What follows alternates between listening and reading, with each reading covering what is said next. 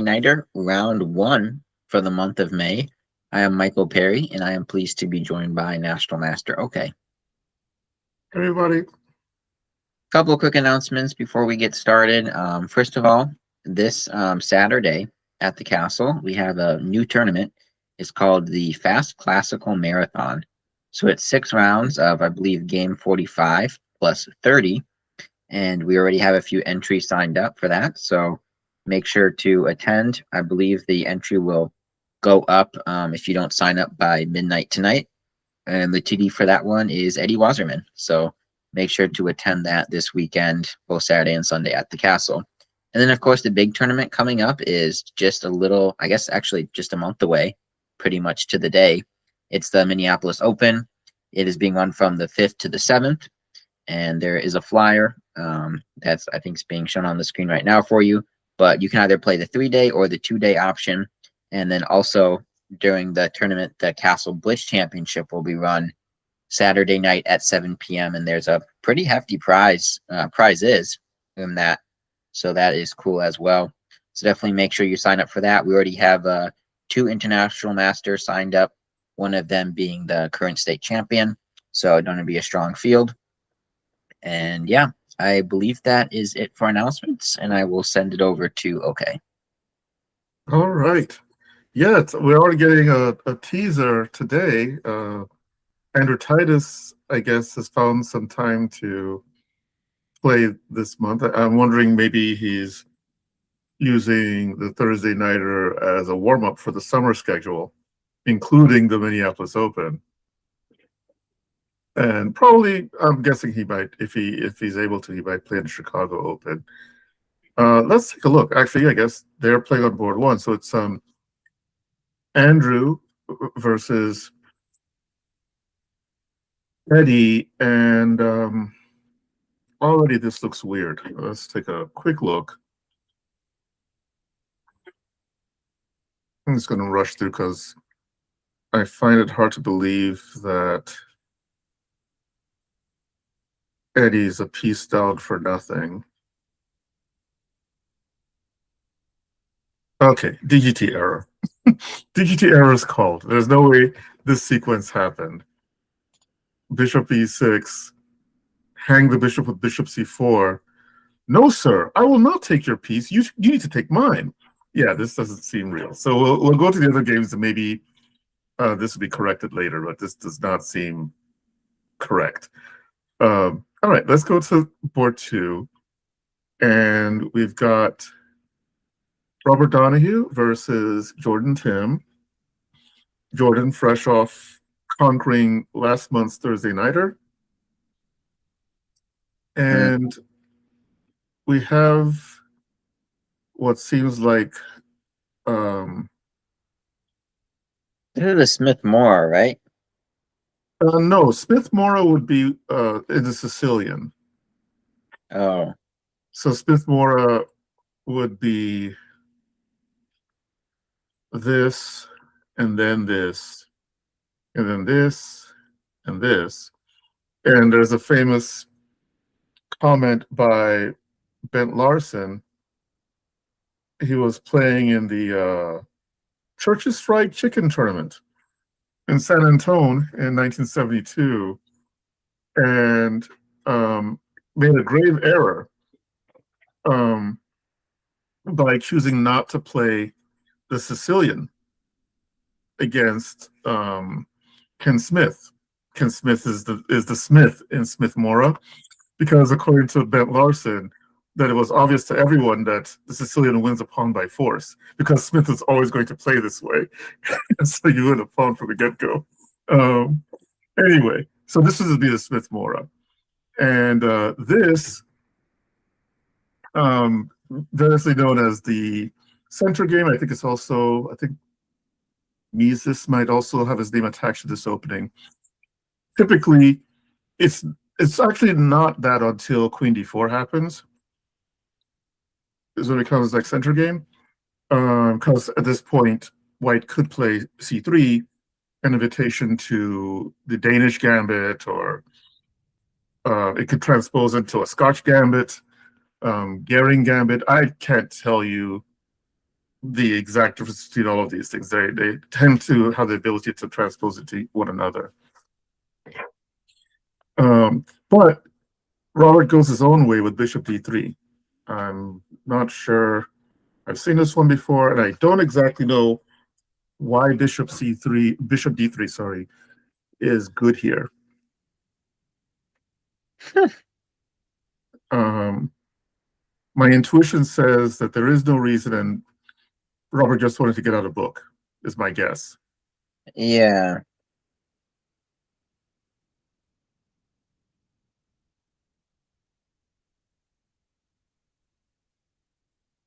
I mean, another problem with not taking the pawn right away is, like we saw, it did allow black to play d5. Usually, I mean, unless you're a proponent of the Scandinavian, black players can be hesitant to play that move, but since you can't bring the knight to c3 to attack the queen on d5, Yeah. not as big of a deal. So, yeah, I mean, he's down a pawn for not much counterplay. So after knight f2, I mean, he's even down in development. So Yes, because you can't really count this guy as really developed. I don't think that's where it wants to spend the rest of its life. So, well, we'll see what happens. Jordan is on the move, and he plays a check, which doesn't give, only seems to give Robert bad and worse options. King f1 seems like the only decent move, being that Robert probably doesn't want to exchange off a pair of bishops. And maybe he'll even have to deal with queen here, too. So, I don't like king f1. King f1 can't be right, but we'll see what happens. yeah, king f1, well, I think bishop d3 is the first problem, right? After that, everything else seems to fall into place. So 0-0, knight f3, rook e8. Okay, help me understand that one. Yeah, I'm struggling myself. Yeah, not sure what's going on here.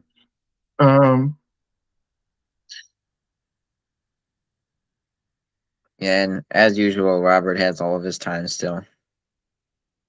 And more. Well, no, it's Jordan who has more, but it's Jordan's in Jordan's situation is understandable. He just has an awesome position, and his moves are very easy to find.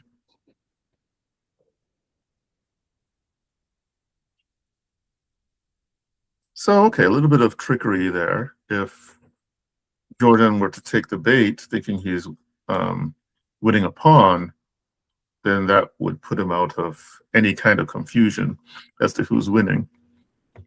So Jordan wisely avoids that, plays queen h5. I'm just not understanding. So he plays h4. Yeah, that, oh boy. So it is every now and then Robert gets into a mood where he has a theme. I remember it was a year or two ago, he was like every game needed to feature him offering the sacrifice of a rook. Whether it was for free or for an exchange, but every game he'd have to find a way to do that. And there was a phase where he was all about freedom, free movement, and sacking pawns to achieve that. Didn't matter how many pawns, as long as his pieces could see air, he was fine. I don't know whether he's now in an a4, h4 mood, because both of those rook pawn moves are kind of suboptimal, I guess.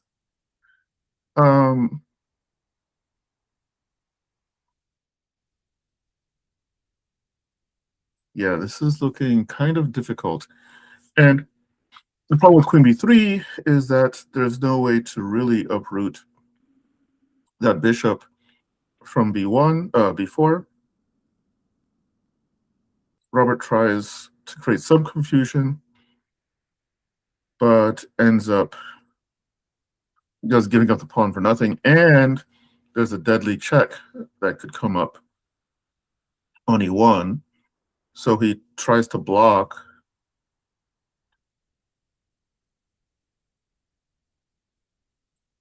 No, it's a Here, piece.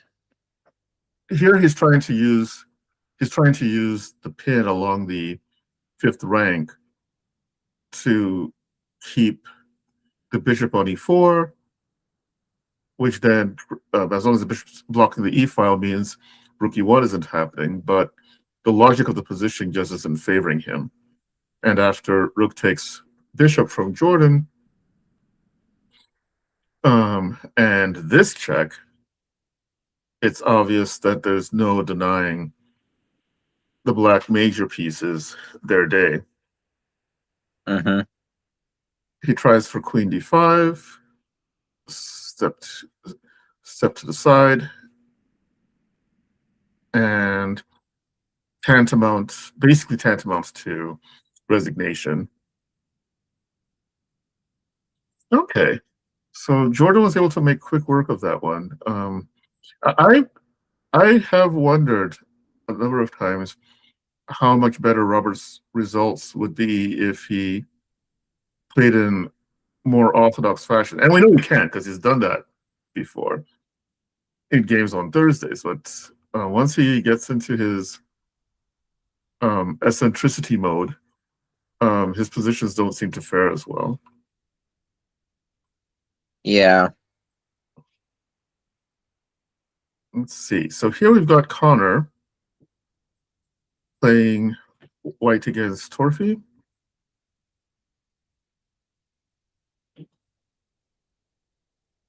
Okay, so we've got the Philidor by way of the Pierts.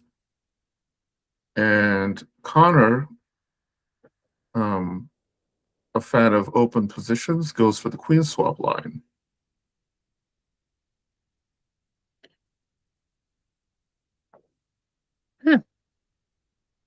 I see this online, but not over the board, so this will be interesting. Yeah, it's actually an interesting system. I remember in the later 90s, I spent a bit of time playing this as my main defense as white. And if I remember properly, h3 wasn't like the main thing. I think bishop h4 and bishop g3 was one way of putting pressure.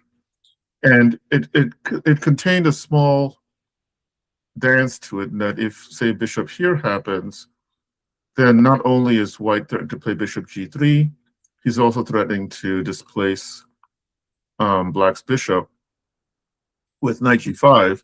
And so black would often have to play h6 to prevent that. And then you're able to get this guy here with tempo.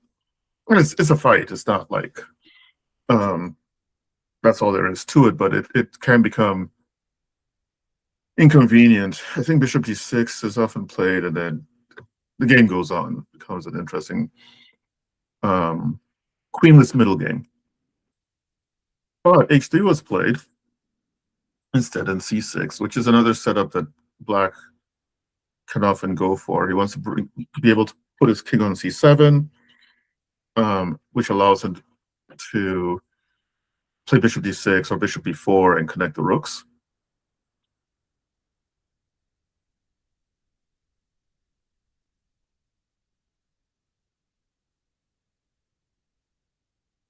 Interesting.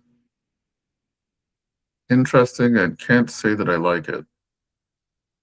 I think king c7 and bishop c5 probably would be first among my choices. There's no... And that simplifies everything off too. Not just the pieces, but potentially the pawns on the e file. So, and when you're the lower weighted player, it definitely makes some sense. But yeah, b5 is a little aggressive. Yeah, I don't think his position is really ready for it. And he plays king c7 anyway.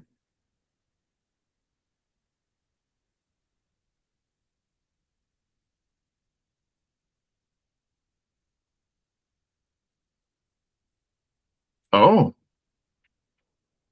okay. That's a decision. So Torphy wants to flush. He wants to attack Connor's king. It's not clear if he has enough firepower over there to get it done. And Connor does have the bishop pair, so he'll probably be able to keep Torphy busy.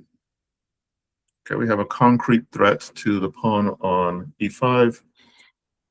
And it just so happens there's no really convenient way to protect it. Huh, how does that work? So if if king here, which no carbon-based player would be thinking of, but okay, we'll see. Bishop c4, and he still loses the pawn, maybe.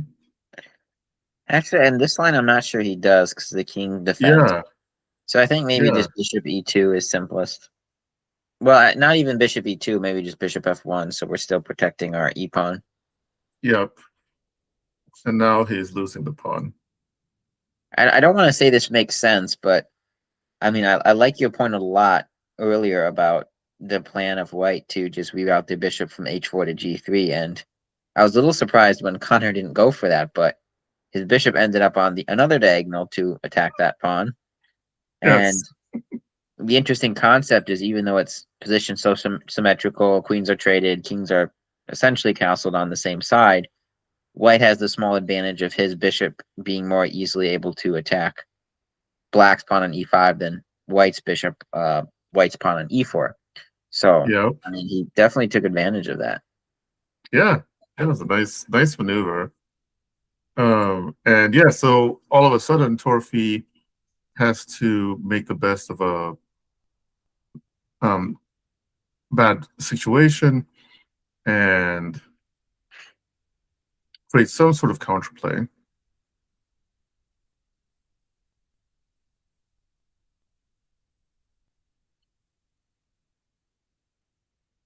Oh, the bishop on c3 is attacked. So some interesting tactics here. Um,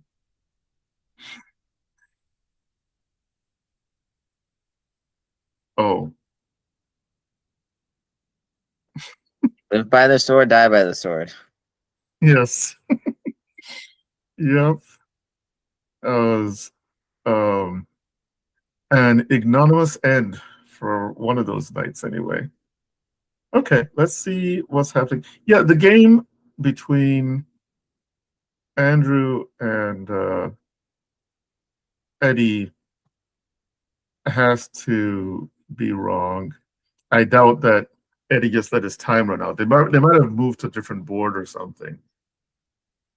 There's no way Eddie just gives it up, unless maybe somebody will make mention in the chat. Yeah, hopefully. Sorry, let's see what's happening. So Jacob Pikus versus Ethan Hunt. Ethan has not featured on Thursdays for a while. Jacob starts with his normal Benko opening / Reti / English. Now we've got a symmetrical English position with reversed Botvinnik pawn structure, or reverse Barakci bind.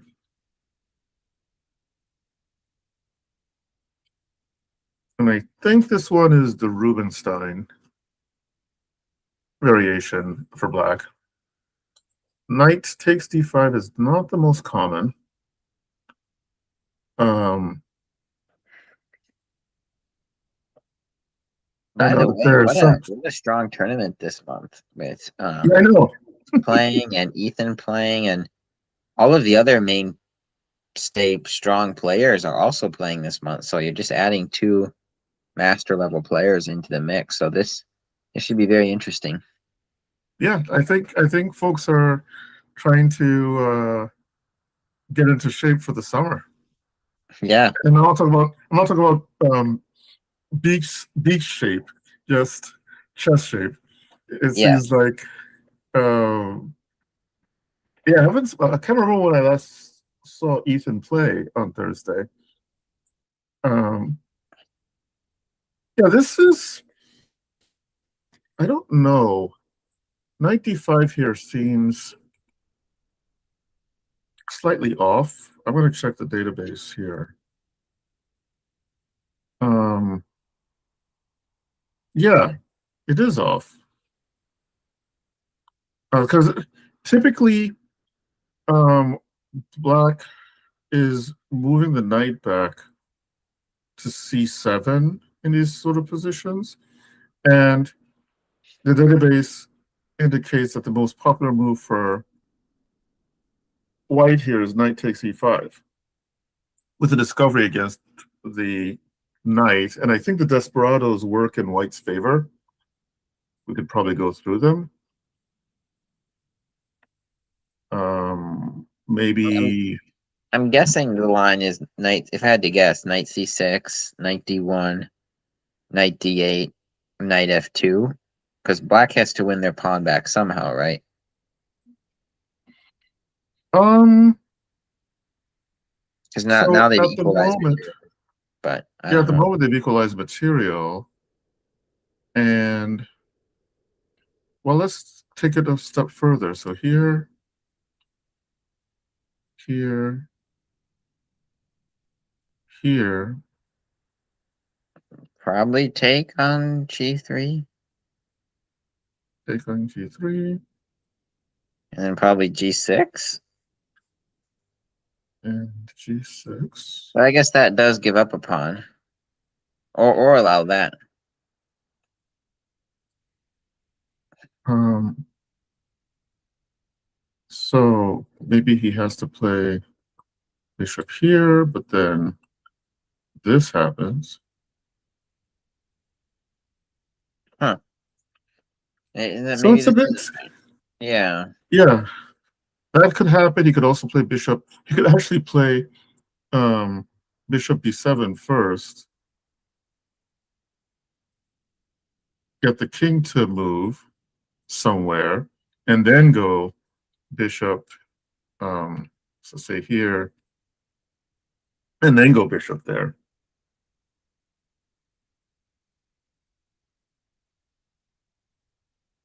Yeah, this would probably not be that's good. So I think this is, I think somewhere along the way, black has to stop the madness. Let me see what has been played here. So we've got 6 games, and 4 of them wins, 2 of them draws, it looks like, from this position.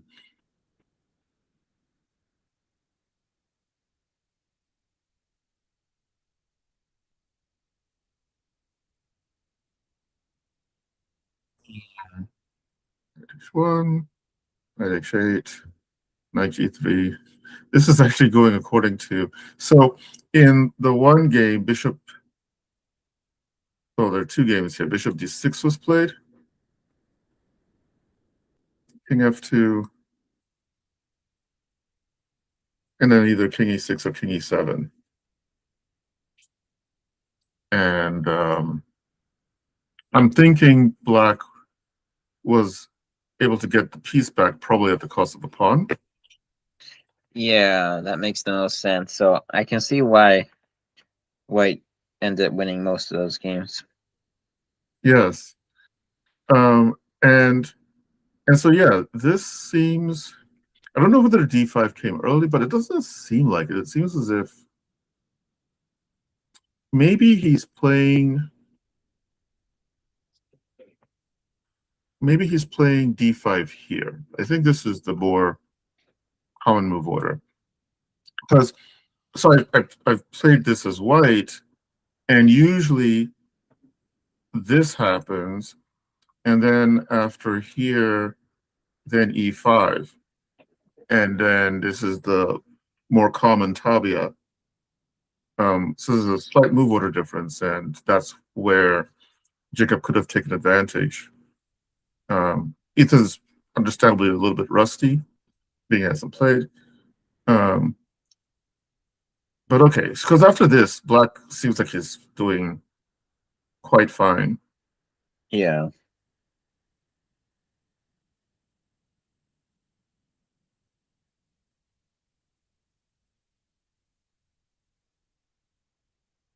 Hmm.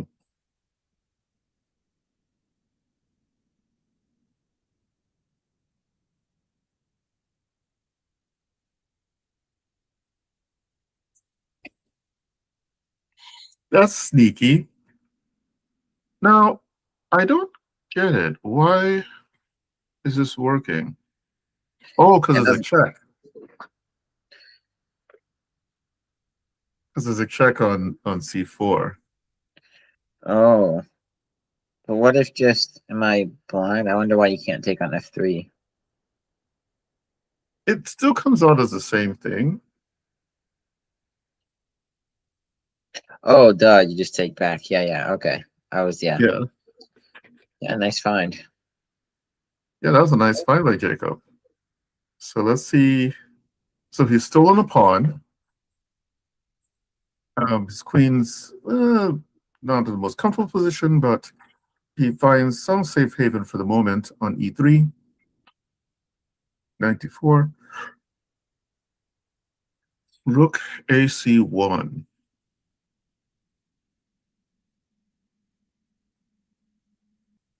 And h5. So Ethan is trying to create some sort of counterplay. But And probably just give Loof for his king, so I kind of like that move. yes. Yes. It's getting some Luft going on there. I just realized, how do you spell that? Luft. Oh, Luft. Okay, that's what I thought, but it's such a unusual word. Is that just It's a chess German. word or It's German. it's German? You know, the German Air Force, I don't know if it's still called that, but back in the day was the Luftwaffe. Yes. And the main Ah, airline, international airline from Germany was Lufthansa. oh, interesting. Yeah. So yeah, this is an interesting position. I wonder if Ethan's going to be able to scare up enough counterplay that Jacob loses the thread. We'll see. We'll come back to this adventure. In the meantime, we've got the adventures of Nathan Hoover against Srijan Vadyanathan. Let's see how this one started off.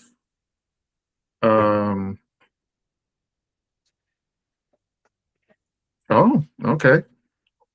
So we've got a Torre. No, it's not a Torre. The bishop's still stuck at home. So what is this?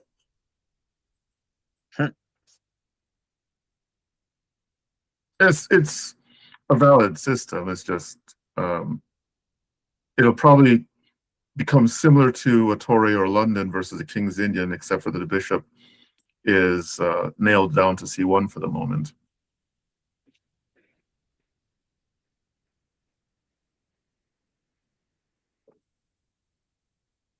So this is a common idea for white in these kinds of positions, with the hope for benefit that it splits black's pawns up a little bit.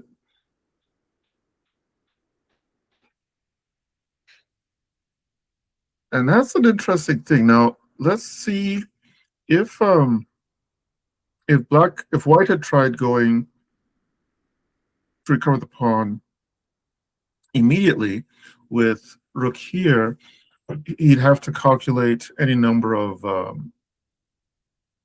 discovered attacks. Say, for example, here, and he's giving back the pawn immediately, at the very least. Yeah. So, And maybe even 95 is what I was thinking. Might be even a bit more oh yeah, precise. there's even that. Sorry. So here, there's even that to consider. So maybe sacrificing the pawn.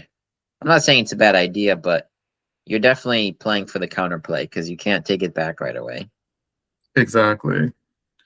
So that assuming you calculated this all out, maybe he's just looking at it as a temporary pawn sacrifice for positional compensation. Because okay, once the knight is forced back, then maybe he can think about playing bishop c4. But it seems like Nathan might have overplayed his hand here, actually.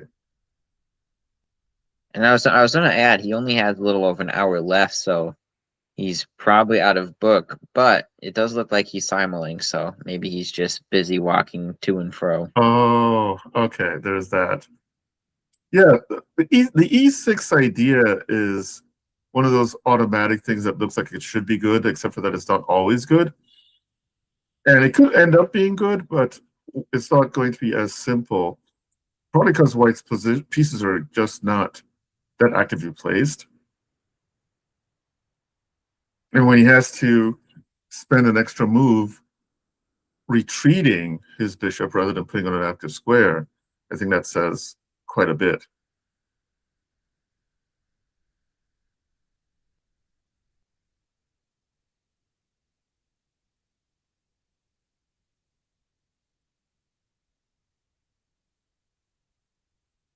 Okay.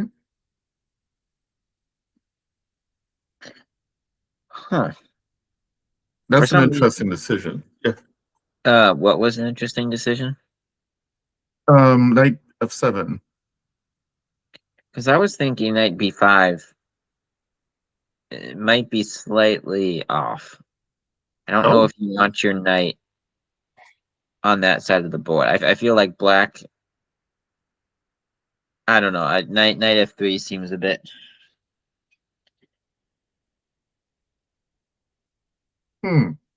So we're looking at knight f3 here. Yeah.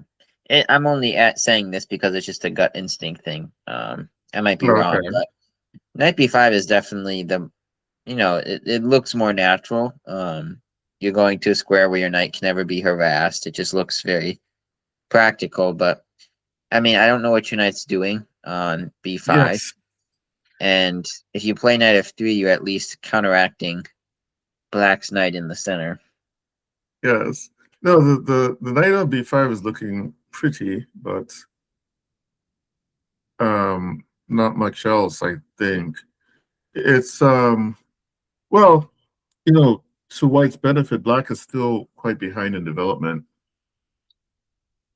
Not that White is ahead in development, but I mean too far ahead in development. But after knight f7, I'm really liking White, and now with the possibility of knight c4, which is what Nathan played, things are looking pretty difficult to me. I think okay. I don't understand. Do you know the motivation behind knight f7? Was it simply to defend the bishop? Um, Because knight c4 happens, and now, okay, the bishop on h6 isn't hanging, but the queen doesn't have a great square. I'm guessing it just knight f7 to me is just a very natural move, kind of like knight b5, but knight f7 kind of frees your pieces, so now you can play knight f6 eventually, and bishop d7 and bishop c6, and you can just kind of untangle your pieces. But before Okay. you do all that, you have to move the knight. So I like knight f7, but Okay. Makes sense. There is an interesting possibility. I don't think it works. I think there are strategic reasons why it may not be great, but I was looking at rook takes here.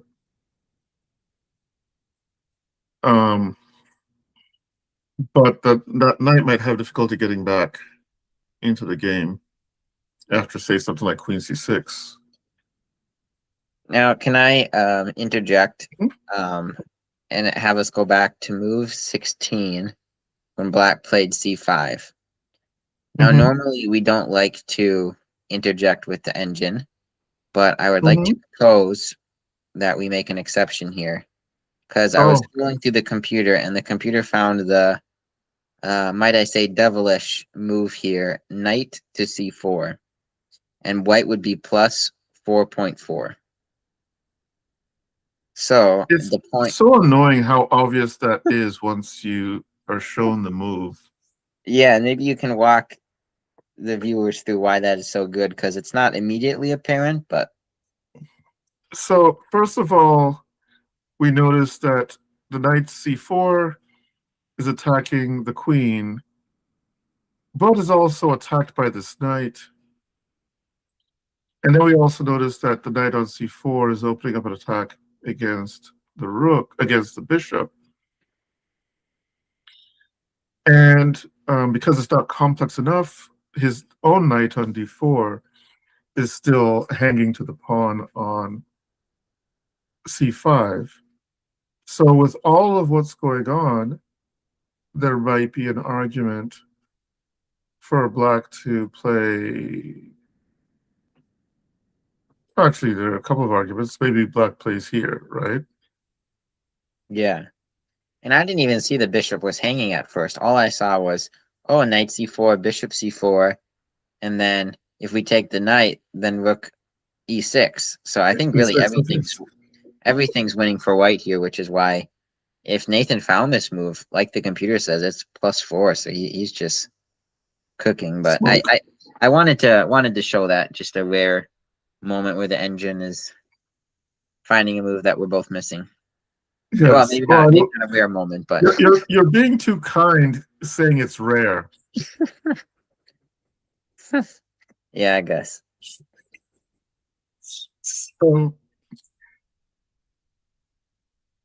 oh, hold on. Okay, so this happens,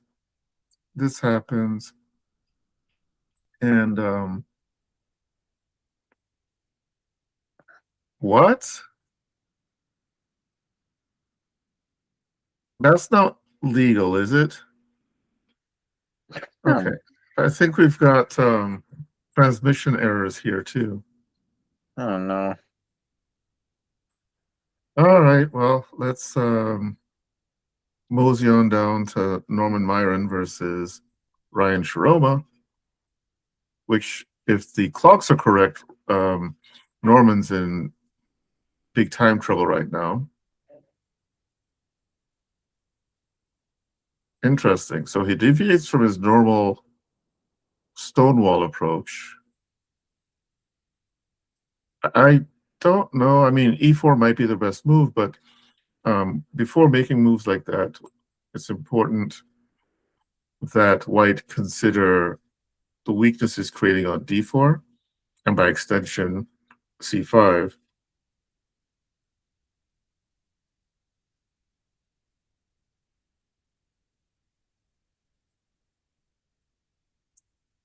Zoinks.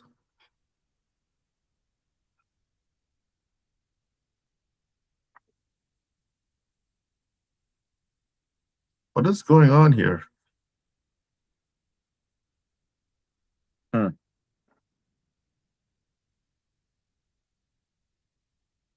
Okay, well, we've got a game for sure.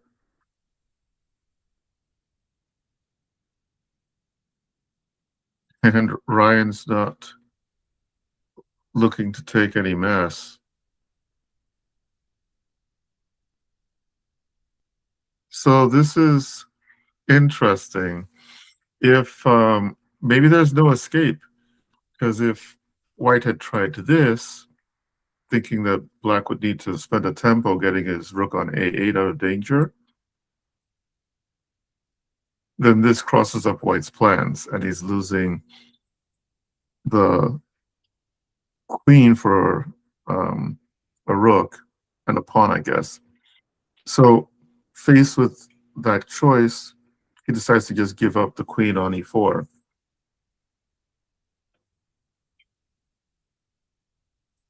But I think Ryan can. Oh, yeah, not queen e4. Ryan's going to get this one done, all things being equal. So let's see what's happening between Max and Judson.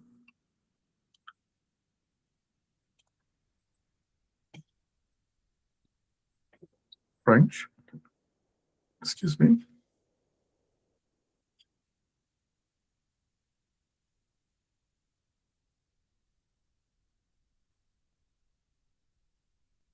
Judson showing his knowledge of the Rubinstein variation of the French. I don't think it gets as much attention as it probably deserves. But it can be a very reliable system for black and much less risky in some ways than playing knight f6 on move 3 or bishop b4. Don't be bishop, that's move 4 actually. Anyway, the important thing here is that black gets his pieces to good squares and often is able, especially if white isn't playing hyper aggressively, like often the more aggressive systems for white include a c4 at some moment. Here, Yeah. black is able to have their way, and Judson's showing he knows what he's doing. Just bit by bit, each of his pieces are getting better than white's pieces, and that's inconvenient. And that's even more inconvenient. Now his queen is way out of place. Yes, his queen's out of place. His pieces are in a box. I suppose they're protecting each other, but he doesn't have any active plans at the moment. White doesn't. And that's, I guess, underlined by that move with rook a1. Hmm. So, interesting decision from Judson. So he had the opportunity here of capturing en passant, but he didn't want to lose his space advantage. Instead, well, the pawn on b4 can be a target. And so he uses the lever at his disposal because no lever, no plan, remember? So he now plays a5 to open things up on the queen side in a way that still leaves white on the wrong foot.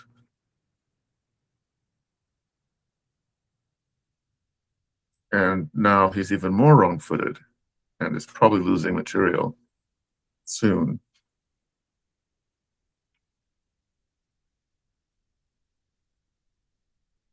Attacking, so he moves his bishop back to f5, attacking the pawn on h3. White defends it with his king, and now he attacks the b pawn a second time, inducing a3, and now rook de8, which puts extra pressure on a3. And if b4 and a1 aren't protected, he could be threatening bishop takes b4 in some variations. Yes, that's a nice idea. Yeah. So here is so he plays bishop e4, which puts pressure against the king, and Maxwell decides to step back with his bishop to attack black's rook. Maybe he'd like to play knight d2, knight on 1 to d2 at some point, and chase the bishop away from e4. And that's what happens on the very next move.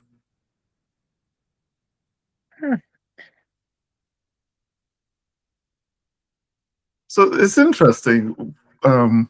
It seemed as if White's position was on the verge of collapse, but somehow the beat goes on. Yeah, no, Maxwell is definitely defending it well, but I think thankfully for him, the moves came rather naturally. Hmm. And I think if this was like a titled player game, let's say FM or above, or maybe GM, this is difficult to convert, but I definitely think top level players would convert this as black. But at this level, and I'll speak for myself, at my level, I think this will be tough to convert for black. Yeah, it's going to be, it'll be difficult, but I think on one hand, black knows that unless they do something really dumb, um, they're they're they're playing for two results here. White doesn't know that. At every move, White needs to make sure they're not dropping something. Um, Yeah, unfortunately for Maxwell, though, he has good time usage, so that should encourage him. yes, quite right. All right, so now we have an issue, and Judson caught Maxwell wrong-footed at just the right moment. Now, it's still not clear because um, his rook on A8 could be a tactical issue, but it's still up to Judson to find the winning blow and up to Maxwell not to drop material. So Maxwell tries to um, reduce the complexity by moving his king off the diagonal. And this is the moment of truth. So Judson's what, a pawn? He still has his protected pass pawn. And he's threatening the rook on A1 so that even if White is considering capturing on A8, it won't be a win of material. Oh, I didn't even notice that detail. It just so happens there's no way to both move the queen away and defend the bishop. So And under that those speaks to the circumstances, power of though, the protected pass pawn. That pawn on yes, C4 is doing a lot of heavy lifting. yes. Yeah, it actually also brings up a question. Is queen d2 a thing? Although queen d2 has a disadvantage, maybe now we can do, And even bishop C3, and then take on F3 too. yep. Oh, there's also that. So here, and then bishop c3, but then it allows queen c2, which, okay, isn't a problem because then we capture here and the bishop's defended. So yeah, good point. So yeah, I think we can say that Maxwell's position has officially collapsed here.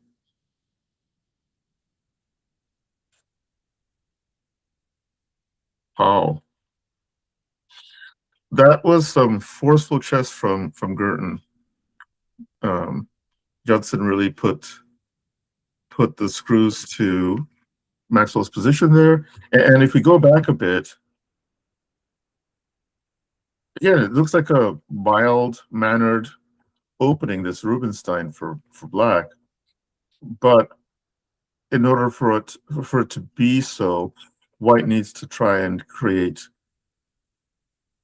positions where his pieces are active. And I do think, I mean, there are systems with C3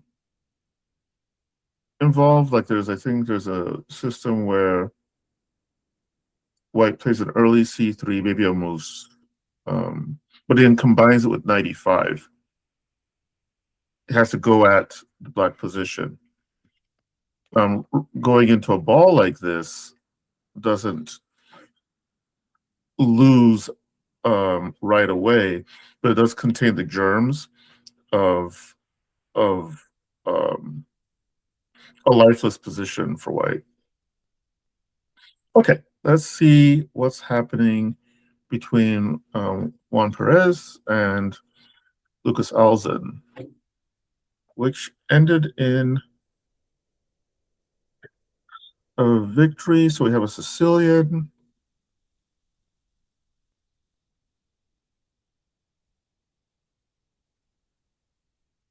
I think by transposition, this could also be like considered a Grand Prix, right? I'm not sure. Because I think there's a position here where I think in a Grand Prix, so here F4, maybe D6 or knight, or well, I suppose that's possible too, although this would seem very unpleasant. So maybe D6. And here, I kind of remember there being some position where bishop b5 happens, knight d4, and then maybe white plays a4 in response. It doesn't necessarily retreat the bishop. But anyway, important thing is that it's just another game.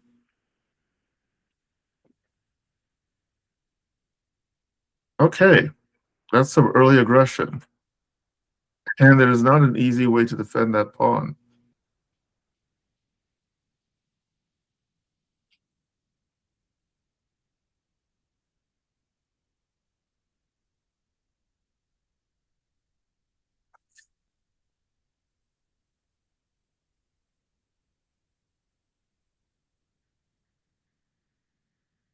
Hmm.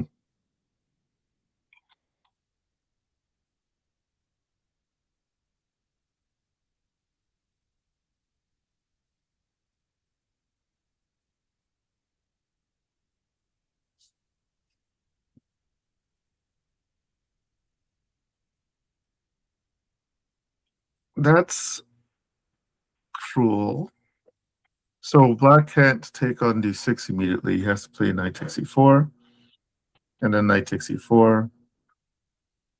And There's a black still million different has strategies. problems. Yeah. This is somehow this position just turned on Lucas. The pawn on f7 is attacked.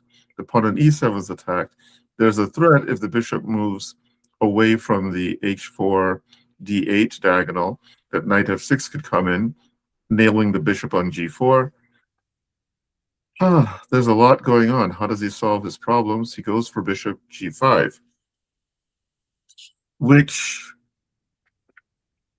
seems at least to be a temporary fix, although I suppose bishop takes f7 should cause some dyspepsia for black. But queen f2 does also maintain the pressure. Knight e2 check. King h1. Knight f4. Oh, so Lucas has avoided the worst so far, it seems, anyway. But then with that move, which is probably forced because if you play bishop g3, then this might be painful with pressure, with the queen crashing on f7 if the bishop were to run away. So pawn takes, but then on the other hand of that is that now the e file is fully open and somehow the king hasn't castled. So that gives white the chance to capture a pawn while black is scurrying away with his king.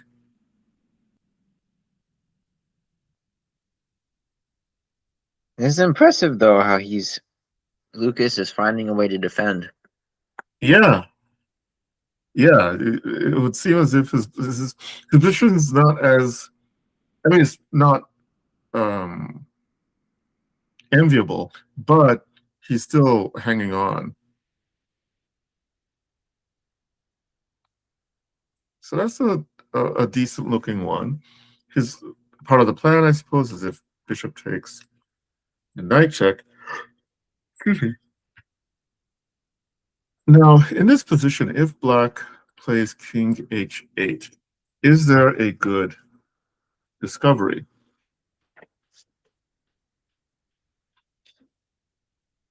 I think the plan is just to win the bishop with either knight h5 or knight d5. Yeah, I think knight here might be because you're also threatening. Sorry, threatening queen g7.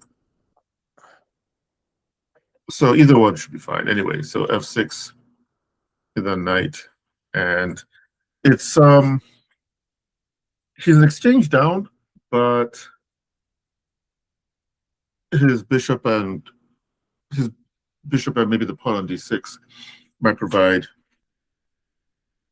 some compensation. You mentioned knight d5 as well.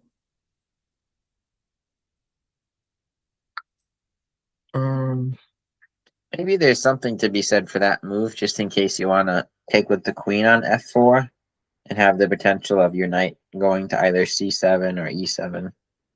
Aha. Minor difference.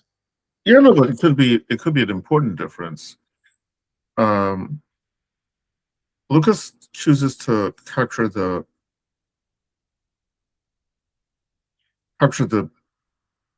knight on e4 and go down by 2 pawns. A difficult decision to make. Well, maybe he's hoping to get one of those pawns back.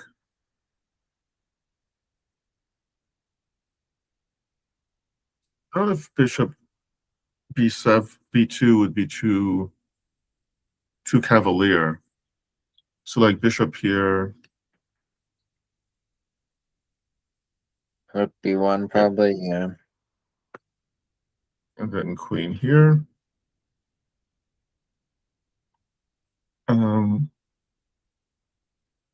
It's worth a shot. Yeah, might be But worth. then maybe we have moves like if queen f6, queen b7. But now, yeah, black can either move one of their rooks or take on a3. Mm-hmm. Oh And, yeah, now, threatening the pawn on. and then that pawn's threatened. So this would have been interesting. Yes.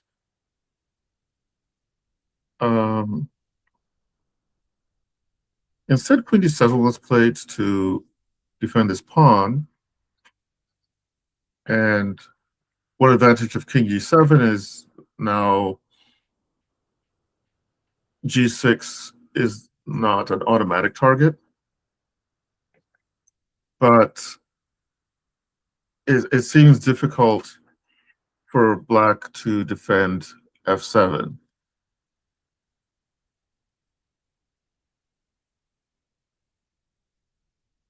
Okay, so he's just giving up a piece. Maybe he didn't have any choice.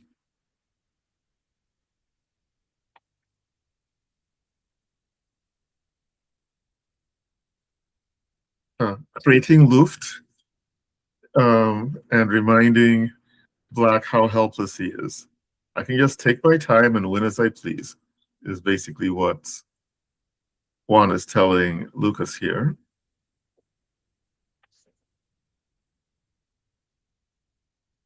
And Lucas gave up, probably concerned about lines like here, here, which if the king wants to be nearby, then he's playing here, but then that allows. Oh, but then queen e1. Don't Yeah, miss I just noticed that before I dropped the piece. maybe the easiest approach is queen. Just exchange the queens off with queen e7 and be done with it. But anyway, it's not in doubt being a piece up for very little, if any, compensation.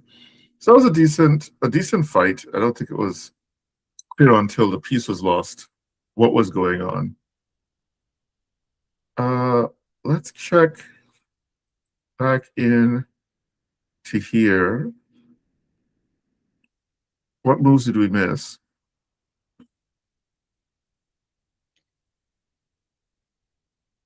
Not many.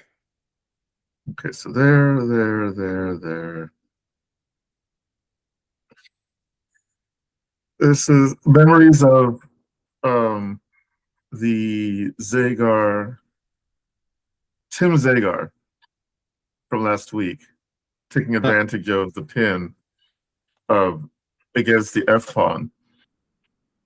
In Jordan's case, he prepared it with bishop takes h6, so that if the pawn captures back on h6, then queen g6 is possible because Jordan's bishop was along this long diagonal. If you remember that, Yes. yeah. So this is a similar motif.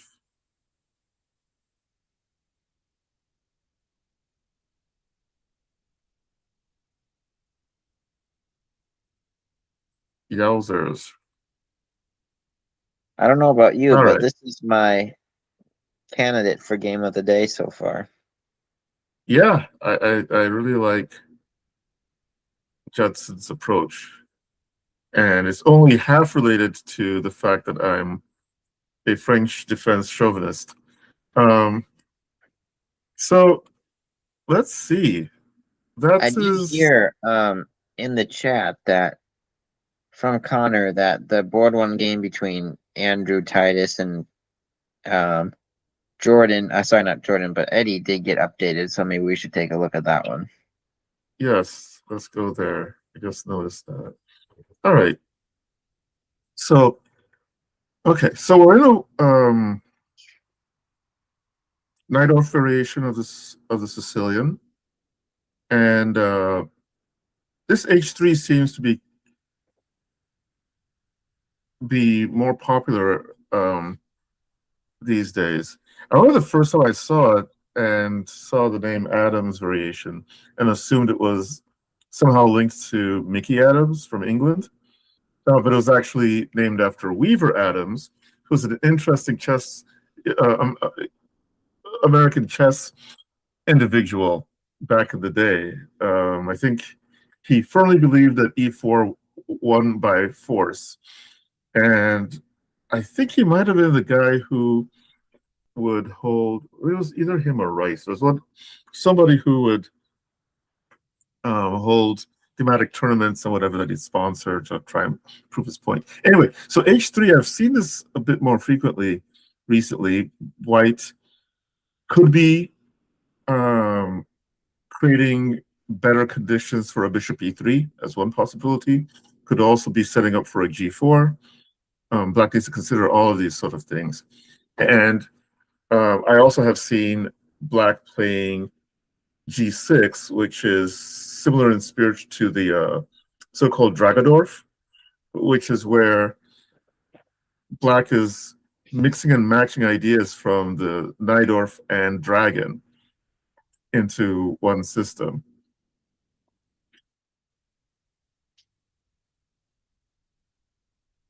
Both of these players are usually well prepared, so I don't expect any accidents in the opening.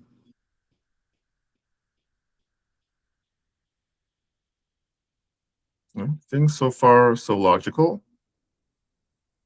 Queen e1, bishop e6. Okay, and this is where, so this is the more correct approach than playing bishop c4 at this moment. So now we have an interesting pawn structure for Black. His pawns, he has more pawn islands, but his pawn structure in the center is both more compact, but also maybe a little bit vulnerable if White is able to get his queen in a position to attack. The knight also on f3 can attack, and Andrew goes for that immediately.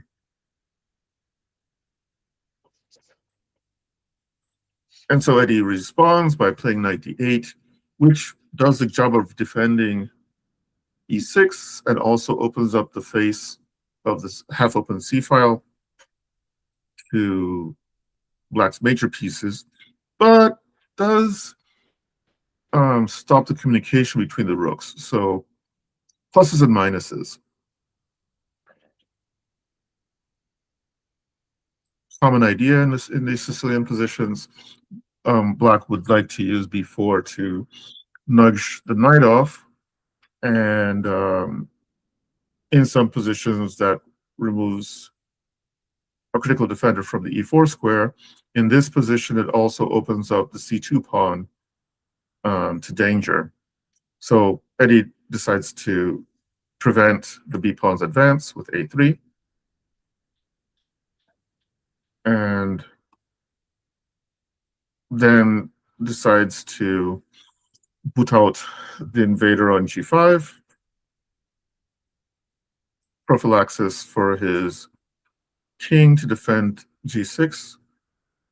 Maybe it's opening g8 for a piece at some point. Knight f7. Yeah, already I'm liking White's position more, just because I can already see the classic grind that a higher rated player puts on a slightly inferior Yes. player by poking and prodding and creating. I mean, Bishop e6 is probably technically fine, but if you don't do anything with it, and coupled with the move h6, you start to have all these pawns on the sixth rank. Then a good player will try to capitalize on that, and Black's going to be left defending. So I definitely see the game going a little bit downhill for Eddie. Yeah. And this is a position that Andrew is definitely liking. He's just probing here and there, and soon enough, Eddie might find himself lacking for defensive moves. Like, he goes to f7, and I think he had some active plan. Maybe he was going to try for g5, but then Andrew says, "Not so fast. You need to respond to my therapy." And so Eddie feels the need to go Because the back. only other way to defend that pawn is queen d7, but then you have a move like e5. So I think he felt compelled to play knight d8. Yes, which e5 would create all kinds of indignities for Black's position. So he plays knight e8 to defend e6, but now Andrew gets g4, and you just get the impression that whatever possible, Andrew is increasing some advantage here or there. He's creating more space on the king side now. The move before, he asked Eddie to confirm the superiority of his knight on d4 versus Eddie's knight on d8.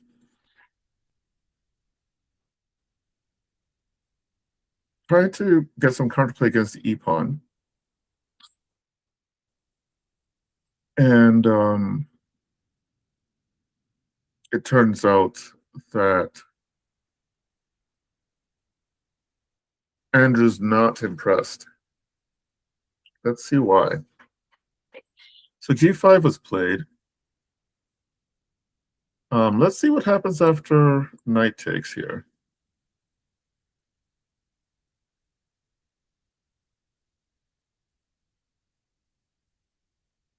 Good question. So let's say takes on g6.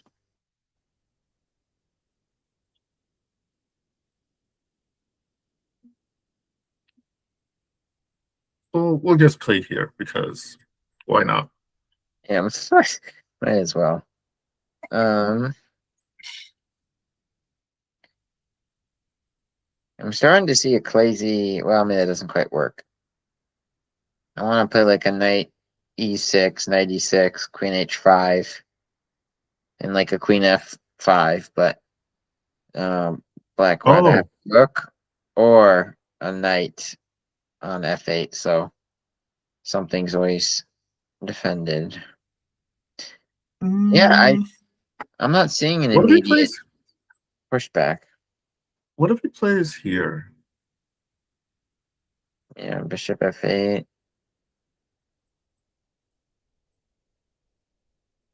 And then If we're missing something obvious. Maybe not. Maybe Andrew was fine with this position, and Eddie didn't want to go for it because it just looked so bad for Black's king. It's possible. Oh, and maybe G5, yeah, at the end of that line was a little interesting. Oh, in this position, G5? Yeah, except no, there's knight G5, so. Yeah. But maybe there's something here. So after here, if we play here, trying to cut out the king, but then he can play knight f6 and block everything out. So that seems a bit slow.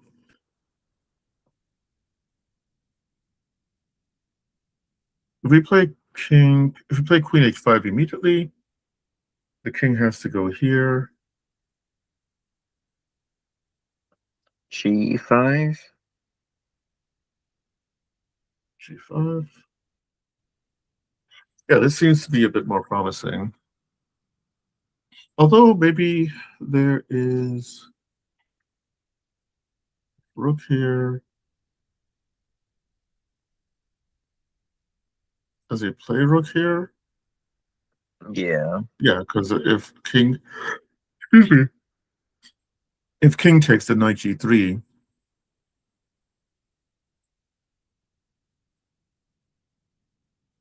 so rook takes. But now I think this is probably playable.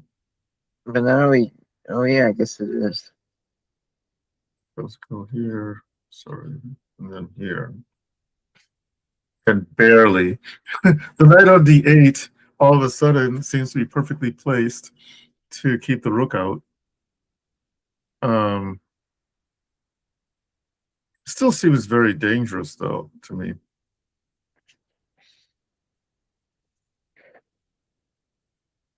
But I think black might be surviving there. G5 is a bit committal, and that's separate from the fact that it gives up that pawn right away.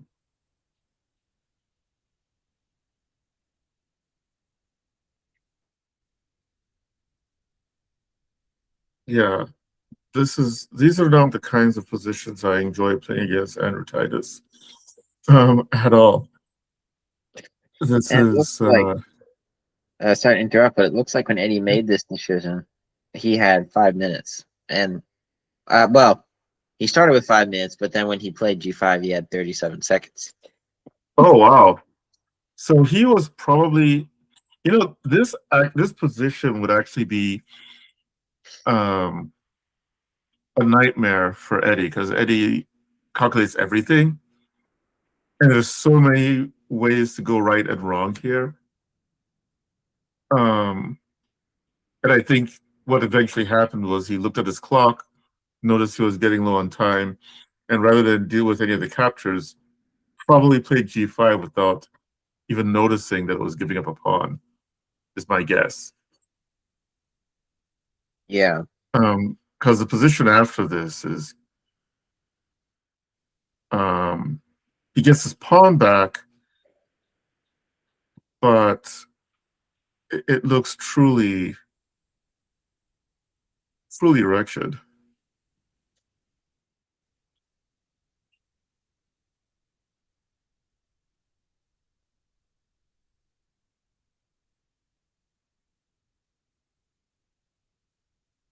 Uh-oh. What is going on here? Ah, patience, young grasshopper. So you don't have to do a discovery right away. And it just so happens that I suppose based on his time situation, he didn't realize that he was creating a checkmate situation by blocking his king's only escape square. Not that his position was salvageable at this point anyway, but Yeah, once Andrew was able to start putting pressure, it was always going to be very difficult for Eddie to survive.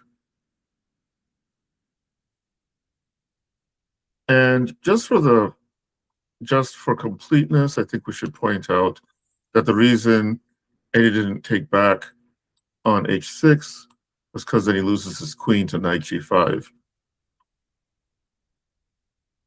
And that would be that. All right. Well, a good warm-up game for Andrew. I think we've got some other decisions. We have Nate's game against Srijan.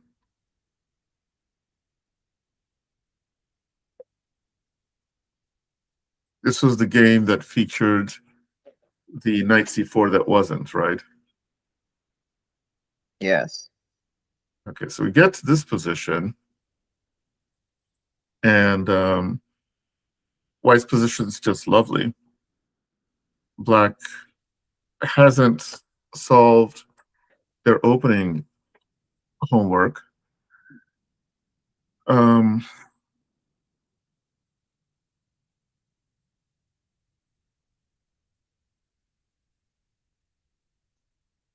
Very efficient. White is threatening bishop takes g6 as well as bishop e4. It's not clear how, if at all possible, Black defends against those threats. So right now he can play bishop takes g6, which wins at least a pawn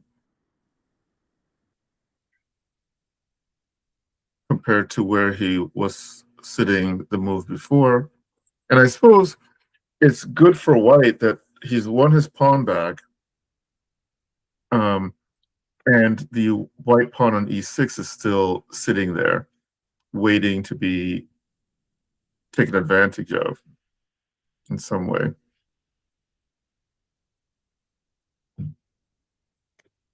Uh-oh. Rook lift. Yeah, this one is pretty much over, save the shouting.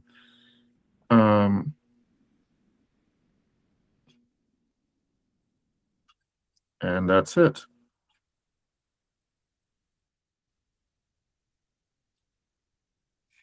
Not clear whether Srijan just decided to allow the mate or whether he didn't see what was coming up soon, but that seems like a Sui mate type thing.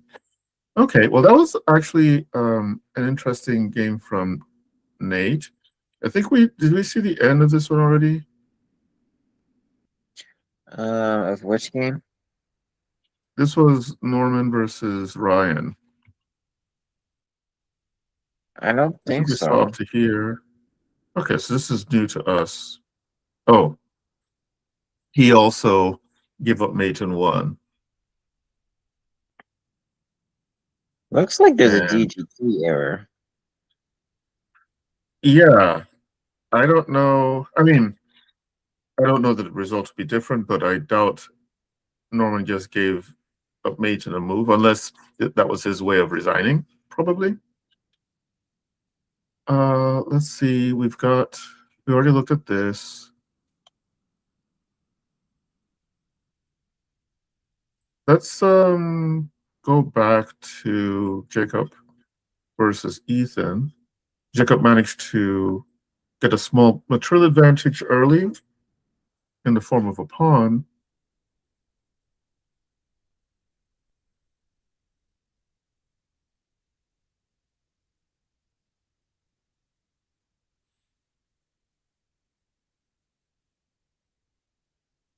Now he's a pawn up, and he decides to retreat to e3. Ethan tries to make his pieces as accurate as possible. I think we left a move before here. So now this is new territory for us. And the question is, can Black develop enough play in this position? to justify his pawn deficit.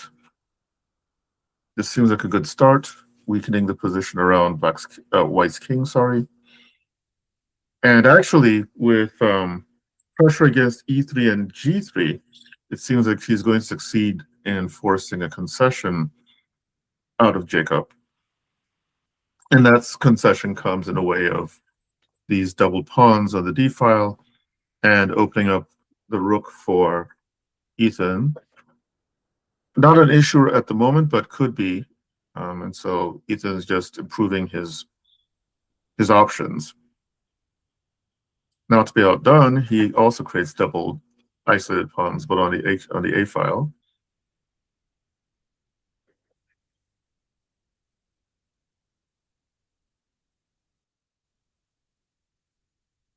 Yeah, you kind of had to Have you take. seen a game like this? I mean, it's definitely a lot of weaknesses, but he might have a chance to hold now. So he might be somewhat happy with this change of development. No, I'm sure he's delighted with this position. I mean, this is a lot better.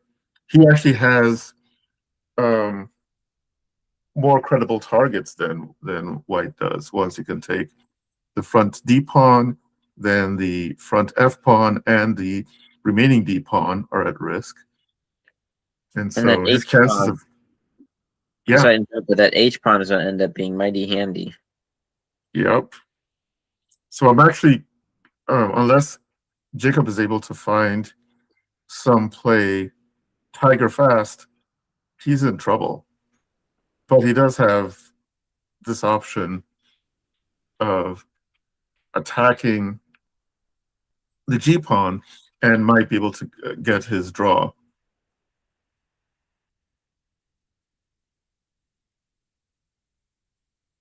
So let's see what happens here. Let's go back a move.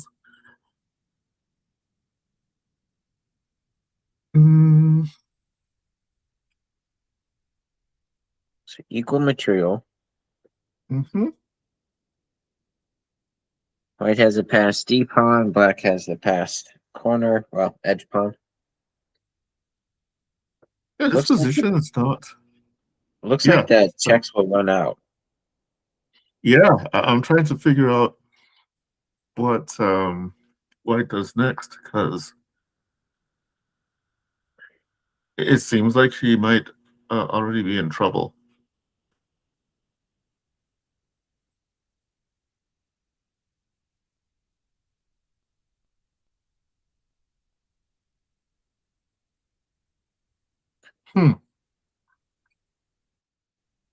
And Jacob is in his habitual time trouble, it seems. Yeah, I think Ethan's going to win this one. I mean, you can't stop Black from taking on F2, and yeah. Wow, that's a bit of a turnaround. But we had suggested earlier in the game that maybe Ethan's able to generate enough play. And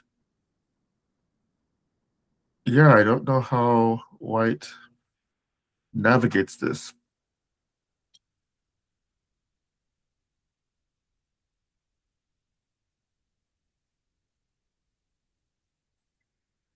While we wait, it looks like one more game did get uploaded. Oh wait, no, this is a game. Una Beal versus Jeremy Keller. I guess we already saw this one. Oh, I don't think so. Jeremy Kyle, I don't think I've mentioned Jeremy's name today. I guess not the players, but the game is the position looks familiar, so I Oh, I suspect that what Nathan or whoever is inputting the games manually does is they start off with one of the current games and then puts in the real moves and then deletes the old games so that yeah, now I see them live inputting it. So now we have the correct game. It's just, only 10 moves. or have been put in so far. Yes. Okay. So let's go back. What else haven't we seen? All right, let's focus in on this one. It's an interesting ending. And I think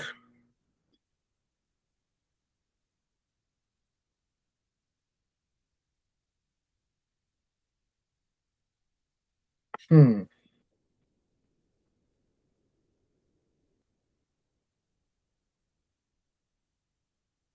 what is Black's best way? Do we capture on F2 immediately? Do we play H3, threatening checkmate in one?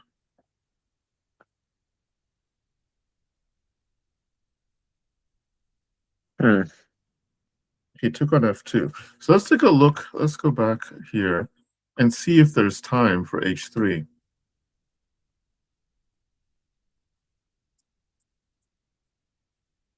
If White is interested in checking, then he'd have to go there.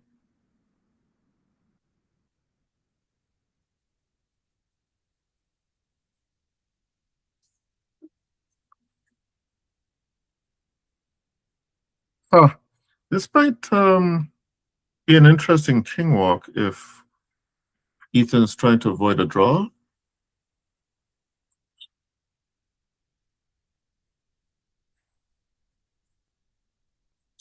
Here, here, and maybe he's run out of usable checks. Well, he could play here. And where is White going? Where is Black going? If he goes to B5 or B4, well, if he goes to B5, then Rook B7. Sorry, yeah, Rook B7 exchanges off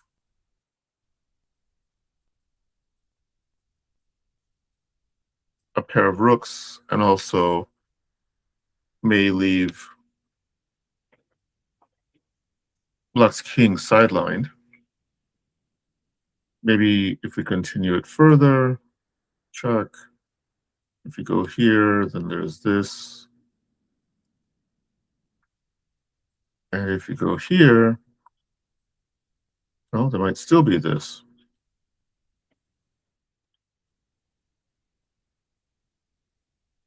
So instead, Rook F2 was played, Rook A5, check, King F4, Rook A4. Did I say B5? A5 check, Rook A4 check, King in, Rook there, and yeah, this looks pretty dangerous. Yeah. Yeah, For, no, this was the line I was looking at too. You take with your F rook, because then you actually clear the lane for your king. And white exactly. kings will run out that they will run out that way. So yeah. Yeah, I don't feel too optimistic about Jacob's position, unfortunately. Hmm. It's surprising drinking this Pepsi and feeling and yawning so much today is just. Uh, uh, I wouldn't say it's irony. It's just a weird mix of events. Yeah. Anyway, yeah, I don't know if I were White how I play here.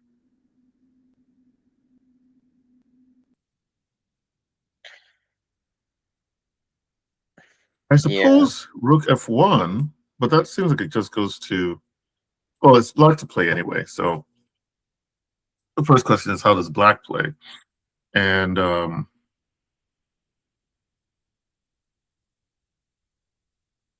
looks boring, but Rook H2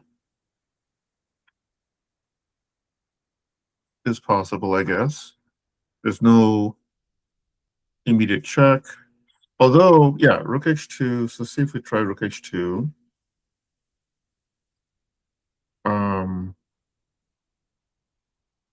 What is black playing? Let's say d4. Oh, I didn't see that move.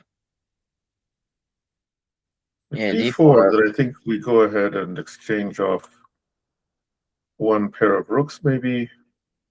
And then maybe we play here. If he plays. So you get that dangerous rook off. And then if he goes here, then we go behind the pawn. And so white should be in trouble here. In the actual game, d4 was played. Huh. After f5. So f5 was played, which seems to deal with the threat to the f pawn. And so Jacob plays d4. And yeah, here I think white is definitely in better shape. That pawn on d4 probably isn't going too far. But when the clocks are low, anything can happen. Let's see if any of the other games from the open section are in. I believe all of them are gone, except unless that one game I was mentioning has been fully uploaded. Let's see. Una? Not yet. No, All right, let's take a look at. Yeah. Actually, it looks like it has. If you would go down to move 49, that position looks new.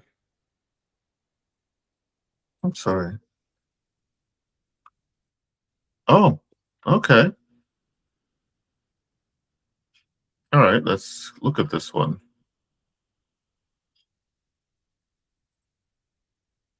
So c4.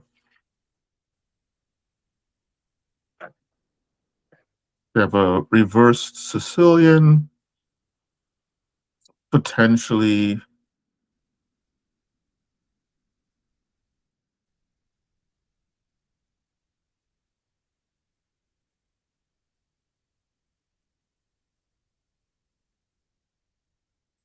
Okay, so he gets to keep his ill-gotten wealth on d5.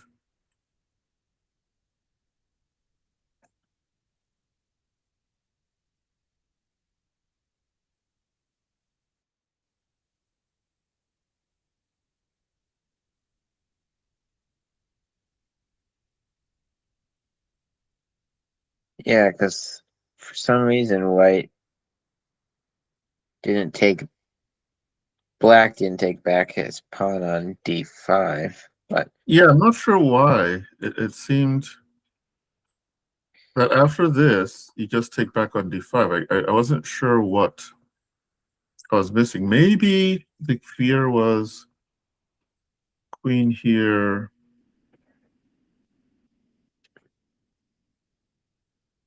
Rook here. Sorry, queen here.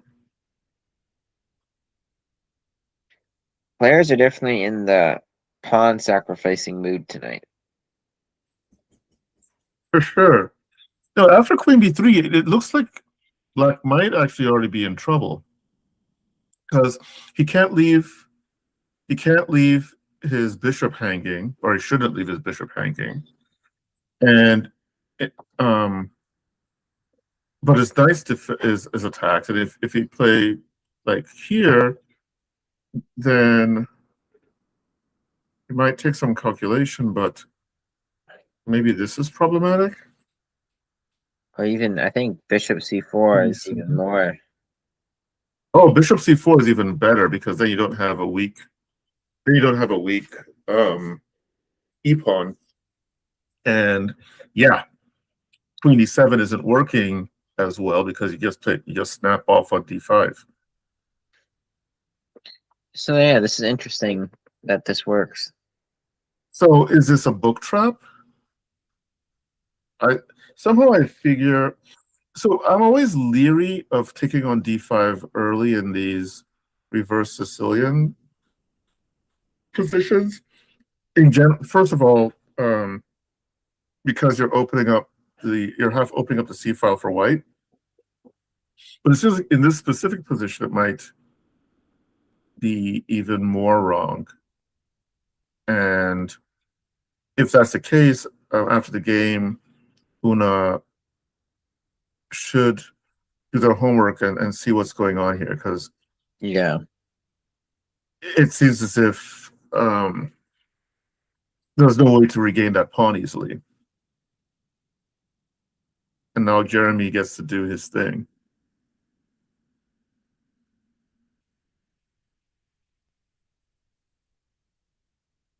It should be noted that Una is trying to at least consider knight takes d5 because of the underprotected bishop on e2,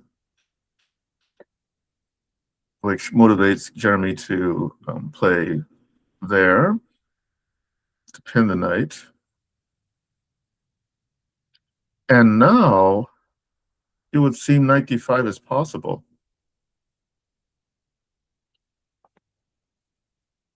Yes, because of the pin. Mm-hmm. And all of a sudden,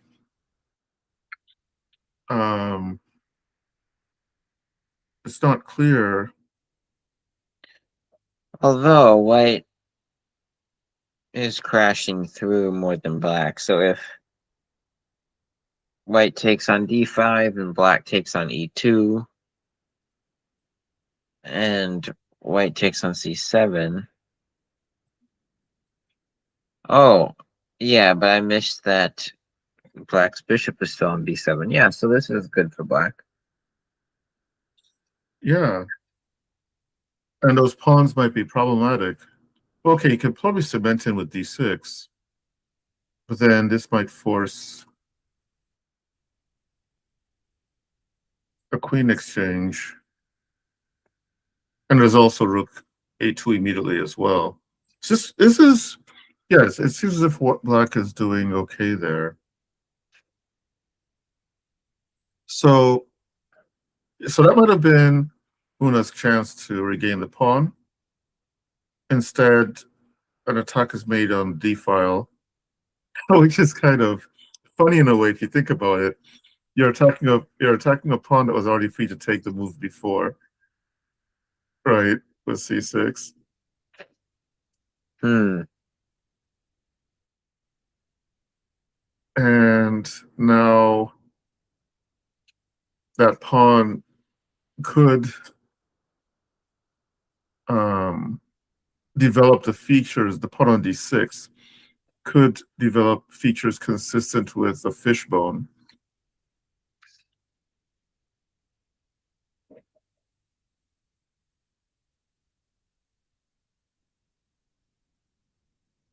So No Una, bueno. I'm not familiar with this player, but apparently she's played 10 games, so still provisional, and she is 1250. Yeah, I've seen some games from her in previous Thursday nighters. Okay, so she's losing more material, unfortunately for her.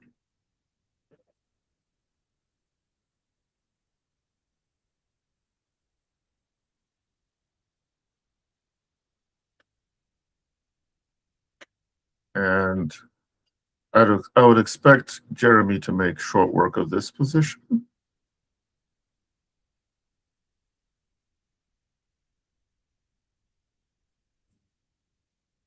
Good decision by Una to at least not trade pieces a few moves ago when she could have just to win a pawn.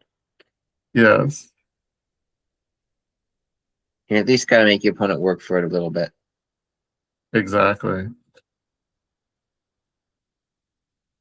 All right. So Jeremy now he's a piece up for a pawn, and it's not clear that Una can protect all her pawns. Once more, time to create some space for the king.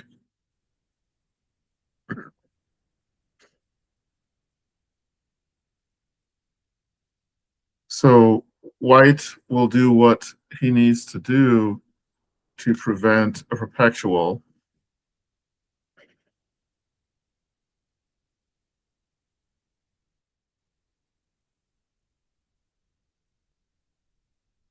That's an easy mistake to make. Yeah. Forgetting, yeah.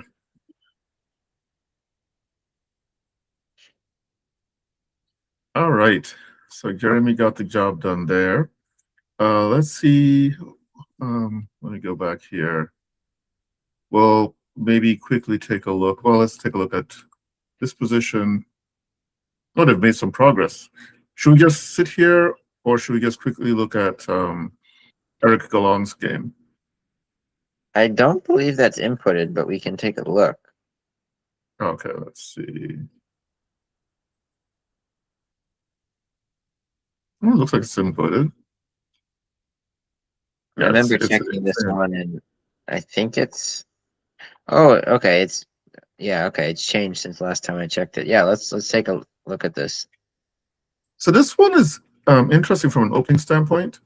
Black plays the least compromising option with the early d takes c4 because an interesting tactical and strategic battle. Can white get the pawn back? And if not, can white create enough pressure to keep black from digesting the meal easily?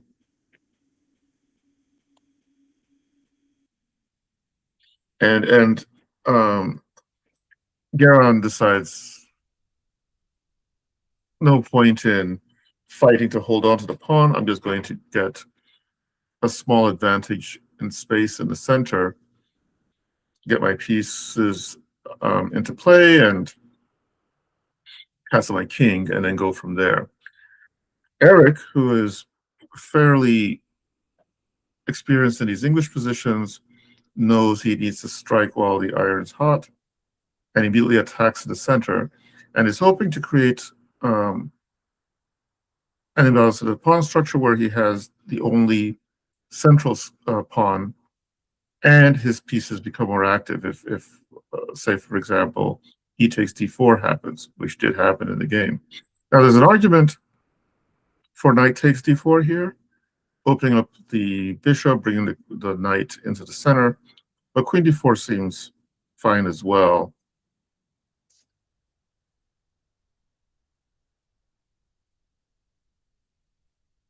Yeah, so now we have a position where black is almost done with their minor piece development, but it's not clear where do you want to put that bishop.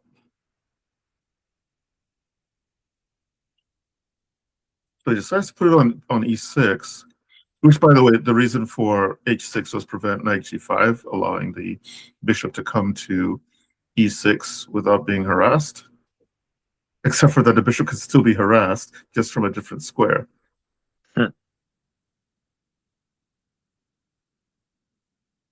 Interesting. So he is probably looking to play his f-pawn at some point and doesn't want to deal with any annoying tactics based on the a7 g1 diagonal.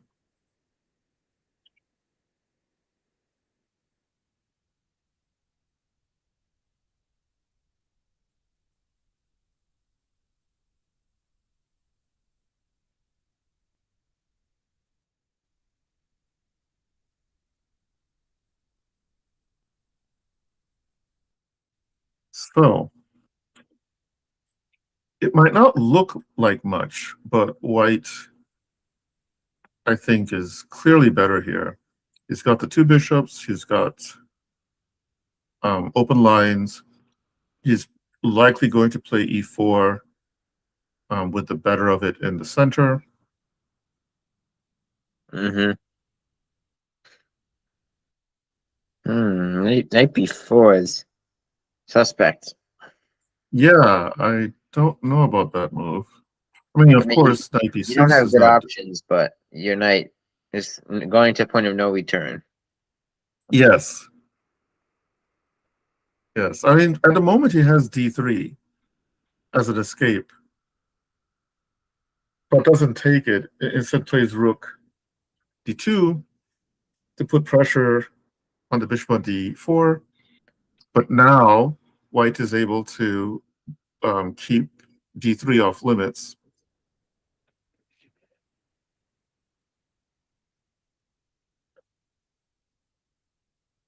And is it possible that he could get his pawn back with knight takes a2? I doubt it. He can, he just won't get out alive. Yeah. So now we have knight c5, and Garan is doing his best to keep his pieces active. He's now looking at maybe sinking one of those knights into d3, but changes his mind. And it's interesting how this all comes about. So black is trying to get their pieces active. The problem is they're also putting it in position for some tactics, some nasty tactics.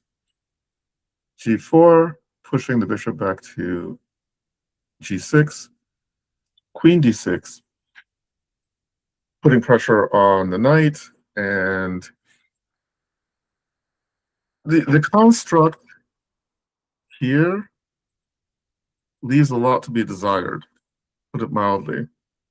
Yes. Already it's hard to find good moves for black. He tries knight a4, but b4 is a very alert move, in that all of a sudden the queen can't defend her knight on a4. It just so happens. In fact, it's hard to find a safe square for the queen. Maybe c7, but then the knight on a4 just falls. So Garan decides to sacrifice one knight with the hope that the queen on a4, on a6 can keep on holding.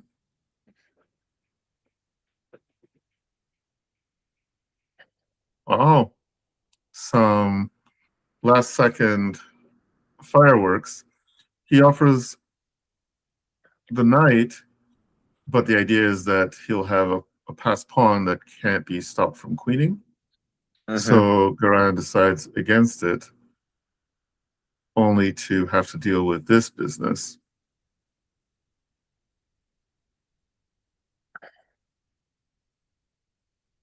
And that should, in general, be enough to squelch Garan's hopes and dreams. Yeah. It's still important to find good moves. Yeah. Oh no, I was just saying, pretty clean game from Eric. Yes. Yeah. When Eric gets his chances, he can be fairly brutal.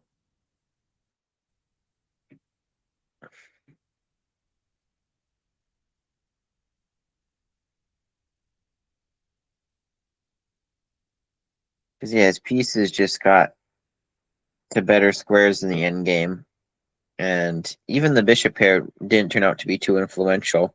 But his queen was more active, and he was able to use the threats on the queen side to kind of almost distract black while he had multiple purposes. Yes. And yeah, there was a small trick that Eric pulled here, leaving his pawn undefended, and undefended in a way that the bishop could take, and is now threatening checkmate. We don't have the time, so it's not clear how long Garan spent on this move. But Eric immediately punishes him with queen f5, forking the king on h7 with the bishop on f3. And after queen f3, Garan had seen enough and gave up. So, I think those are all the games that we have ready or completed and available. Let's now go back to this endgame battle between Jacob and Ethan. Let's go back a bit because there are a lot of moves. So when we left, D4 had happened, and it looks like Ethan had taken the suggestion of exchanging off rooks and then going back to put pressure on the pawn on D4.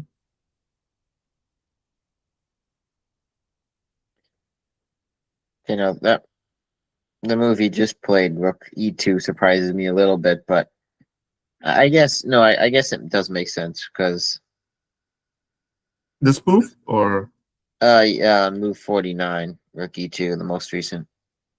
oh, okay, But I guess it does make sense because you can't play F2 yet because then you hang your rook. So I mean H3 is also probably a move. I feel like this has to be winning for black. You're just gonna push your pawn, get your king to the E2 square, and then promote your pawn, and your rook should be able to shield your king in case white comes behind with checks, just like a classic Lucina position. But yes, black is definitely in the driver's seat.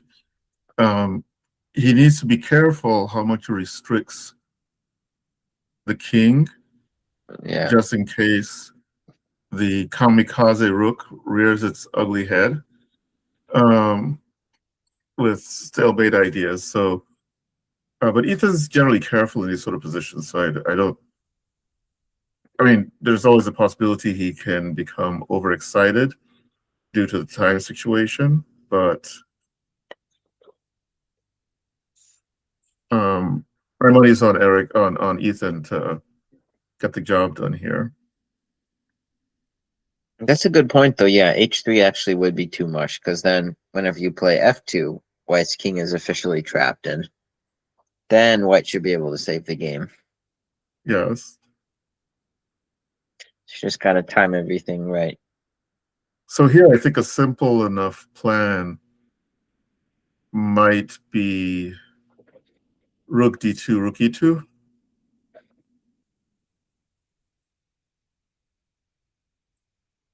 Sorry, rook d2, king e2, and then rook d1.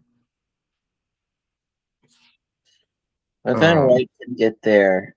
White could take and get their king to F2. so let's see how that works out in practice. So it's black to move. So say rook here. King What G1. does king g1?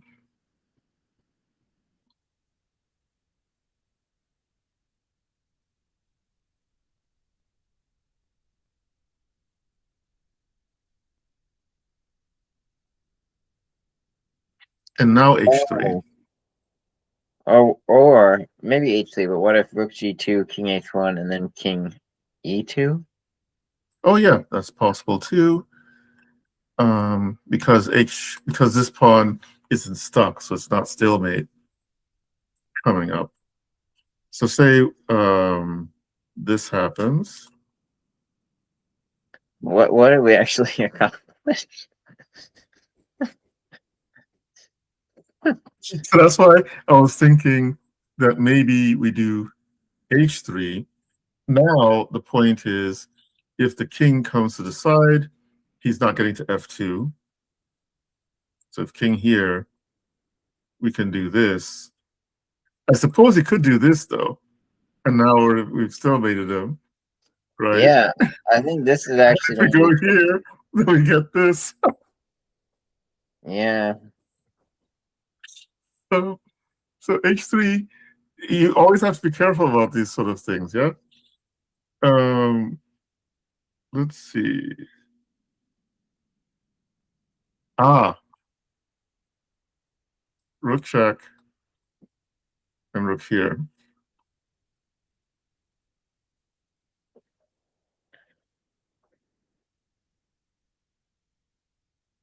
And now say he goes here.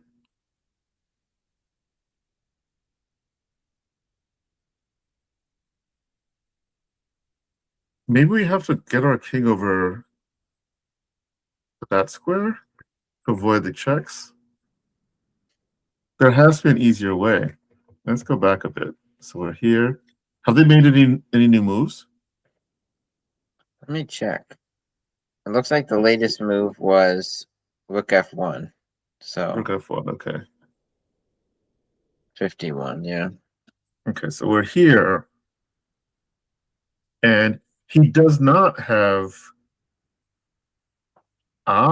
This is a difference. He doesn't. So we can play here. If he tries this, we can move the king away with that move, I think. Yeah, Oh, but he can just play here. but we still play rook e1 because if rook takes f2, rook g1. Yeah. And if king h3, if king h3, rook e2, king g2. Oh wait, no wait, this doesn't work for black. I was This thinking doesn't work for black. e2, but obviously we just then take on f2. So actually though, if king takes, then we just prevent the king from getting back. Oh, duh, yeah. Yeah. And Box now it's out. over. So yeah, this is the kind of position you want for either side at the end of round 3 on a Saturday evening, right? Yeah, of course. Not so in the game, it looks like oops, sorry. So back to live moves. So we're here in the actual game. And yeah. So let's see if now I think we still have the problem that king e2 is answered by rook f. Oh, yeah, it's not answered by rook. So this is the difference. Did we miss this before? That in this position, because he still has h3 as a move, he doesn't have this? No, we didn't miss that. Okay. No, he doesn't have rook there because he has h3 as a move. But I think we only looked at this sort of position with h3 played, which is why it was a stalemate.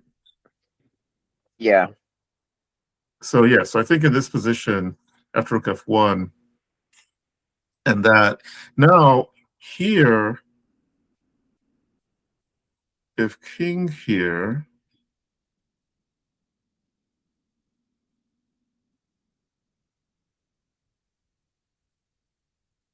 So they rook have b, kind of repeated a little bit. Well, I guess yeah. we've had this position twice. Or am I So hallucinating? let's go back and see if we've had this position twice. Yeah, we have. So once on move, obviously 53 where we are right now, and also on move 51. Oh wait, no, move 53, the rook's on d2, not e2. So maybe we haven't had this position twice. Yeah, I don't think we've had this position yet. So king f4, he's trying to bring his king around, like you were saying, to h4 perhaps. Yeah. Because I think if you can get the king to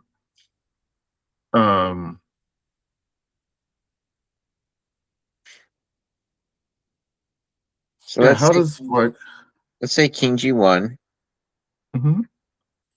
Um King g1 was actually played oh okay. in the game. So king g1, and then he plays rook g2, and then king h1. So this is where we are now. I don't think Ethan's making progress. It looks like he's struggling. Well, the pawn is still on h2. So in this position, yeah, I was going to say, in this position, I think Ethan's found a way. He's going to play king e3, king e2, and White's king is going to have h2 and h1 available to him, so there won't be any kamikaze rook issues. So he's just going to go.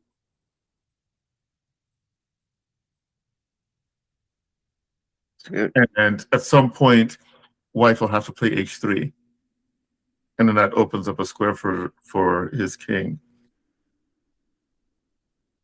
If that makes sense. I'm not good at endgames, but I don't know why White can't keep checking along the A files, let's say. Like, let's say after rook g8, rook a1 is black. I don't know what black's playing. So we'll come back to the game itself. He played rook e1, which is probably not working. But let's take a look at your rook here. So in this position, we can go here.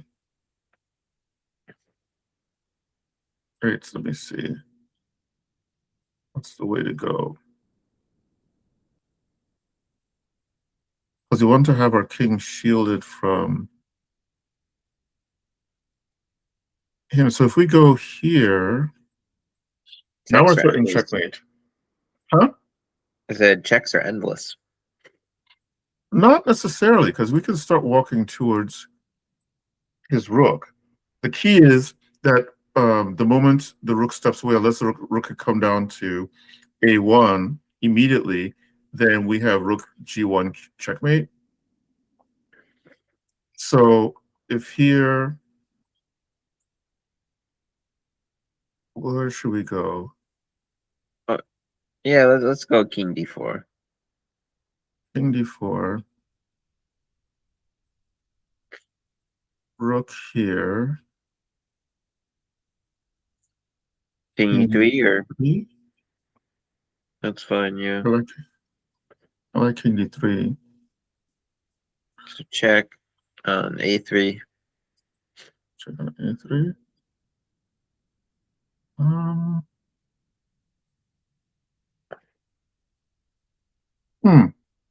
Maybe we are. Okay, so let's say we play.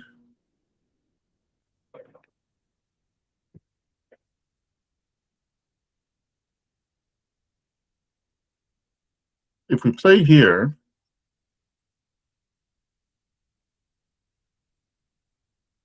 It's probably the best try. So let's just say, yeah, we have to. Might as well go back instead of helping black. Yeah, and here. he does have checking distance there, so this is probably not working, because if we play here, then he could probably play here now. Yeah, no, white's gonna be winning the. All right, you have a good point there. Let's see. So let's go back. Let's see what's going on in the game. So this has happened in the game so far. All right, we'll come back to this, but let's take a look. So rook a1.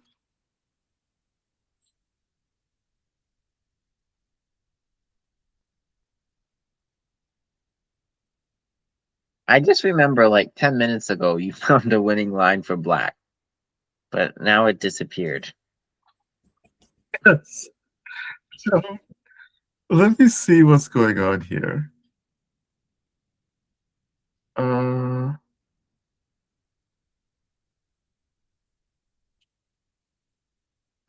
Is rook g2 working? Rook g2 might be working. Personally, I feel like he started to go wrong, especially with king f4. But even like these couple, he's moving his rook back and forth along the second rank. So let's say instead of rook f2 on move 51, what if he plays?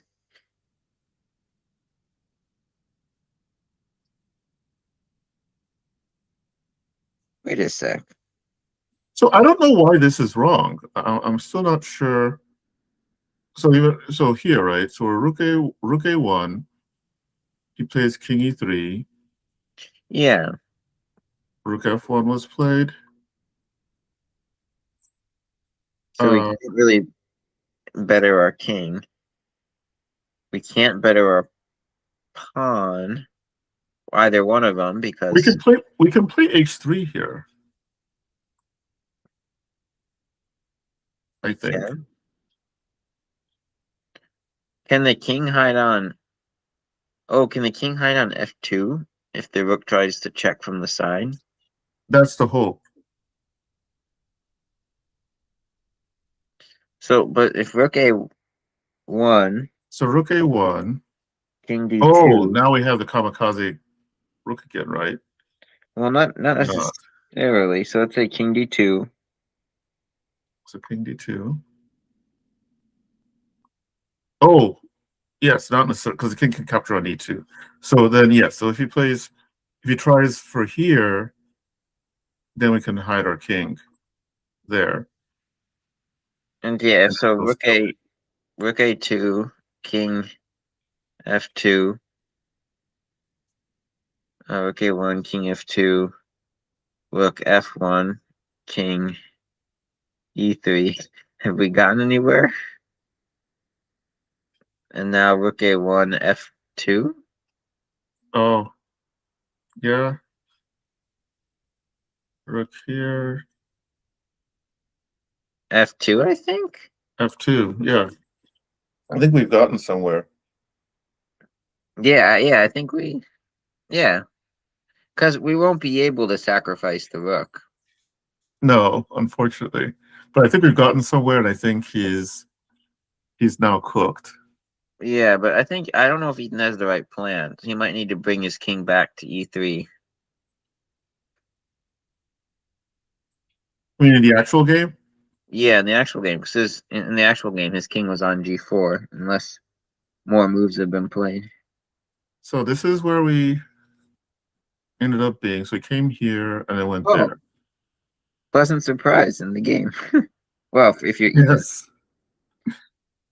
Oh, okay. Yeah. Now this is seemingly easy, but he still has checks on the long side until now.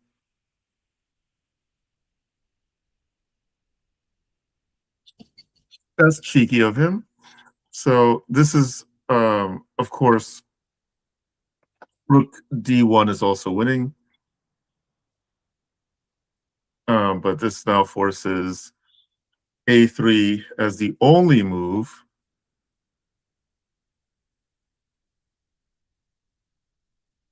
And Jacob loses on time or resigned in this position.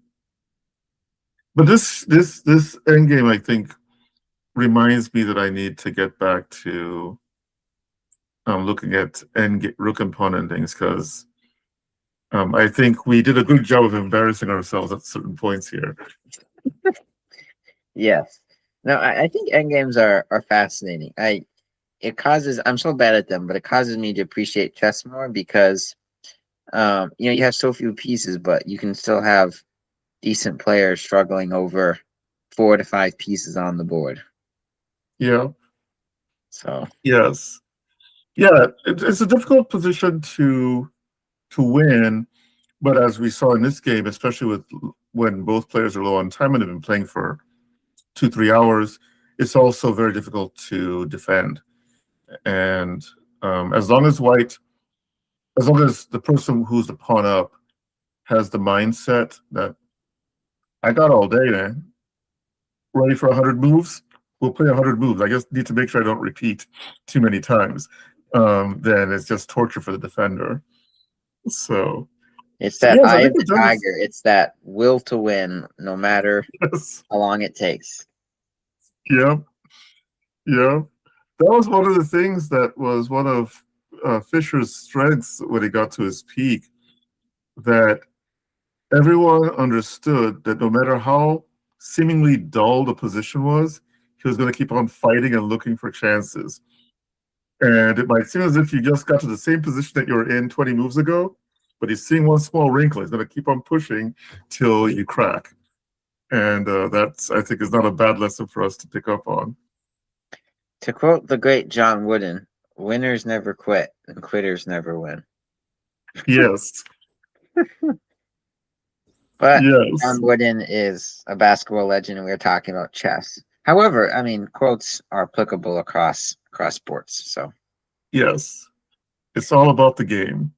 yes, And cool. I think we're done with the available games. This is a nice one to finish on, get our brain juices going. Oh, there's Nathan versus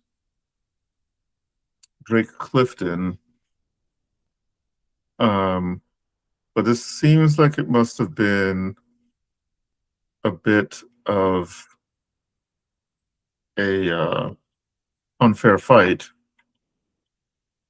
Yeah, Nathan choosing to play the King's Gambit, and it transposes into some sort of Philidor weirdness. really, the key move was on move 9, where Drake self-trapped his knight. He needed to retreat his knight back to safety on c6, but he pushed Yes. it forward. Yeah, now it's kind of over. Okay. Yeah. All right, so we can leave this one. I think Nathan is capable of bringing the point home when he's a piece and a couple pawns up. All right. Any other announcements before we sign off? And just the usual, we do have, like I mentioned, the new tournament on Saturday, so make sure to attend that. And then check out our sponsors, which are Chess Goals and Webeccentric. And you can use the respective coupon codes that are listed in the YouTube description. And check out the merch store at shop.webeccentric.com. And you will find all sorts of cool products there. I forgot to wear my Team Scandy shirt, but it's definitely summer now, and it's the type of weather where you can sport those short sleeve shirts. And Yes. we do have some long sleeve shirts, I believe, too, but Oh, the okay. only one I had is the short sleeve. But yeah, so check that out. And next week, um, I'm not sure if it's New Bears on again, but we'll find out. And Yeah. regardless, it might be a surprise for our viewers. Yes. Well, all Cool. right. We'll see you all next week, guys. Bye bye. Bye bye.